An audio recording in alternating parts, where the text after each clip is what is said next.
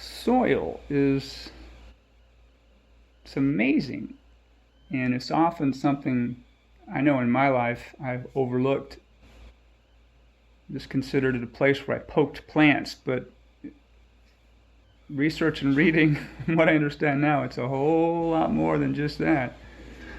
The soil is, it's alive. I was treating soil inappropriately like dirt. And when we think about the word dirt, we talk about getting the dirt on someone. We say that pornography is dirty. We say that things are soiled. These are like derogatory terms for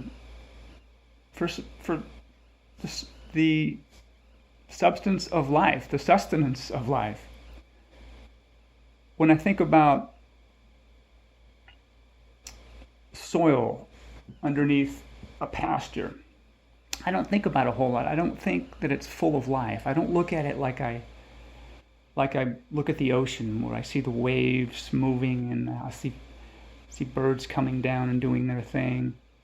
I'll see the occasional fish jump out. When I was in the Navy, I was fascinated. I'd see dolphins, or one time we saw a whale, and it was like, wow. So we're fully aware of all this life in the ocean. Times when we've gone as a kid to the beach and something hit our foot, or a crab pinched us or something. It's like, whoa, we got stung by a jellyfish. So we know there's life down in there.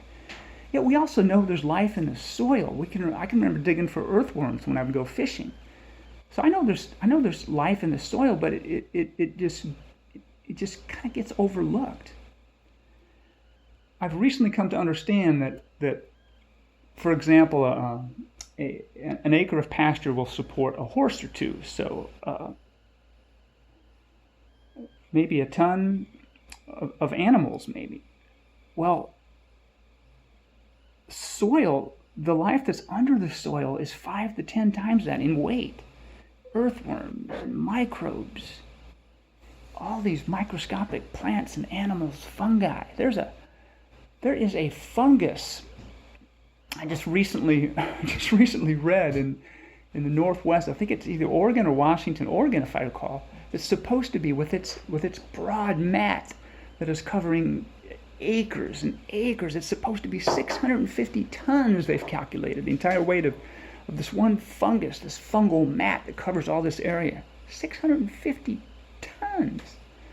So I'm starting to get a lot more respect for soil. I've also recently read that in 1 teaspoon of good pasture soil, there's over 10,000 amoeba, a million fungi, and a billion bacteria in a teaspoon. And if you take just a handful of decent garden soil, there's more inhabitants there. There's more species there than there are humans on the entire planet. So we've got to start respecting soil a little more. It's the substance of life. It's the sustenance of life. It's where everything starts. And in that soil, almost all fertility, in fact, I think all fertility comes from the rocks. It starts with rocks. Rocks have magnesium, potassium, all these other elements that are critical to plant growth.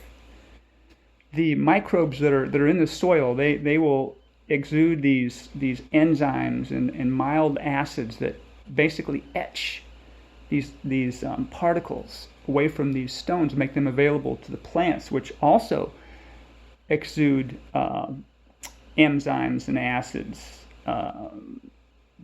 to etch away these particles from these rocks and use these elements. So it's mind-blowing, and that's to me, I need to pay attention to this. I need to realize that I have got to grow my soil.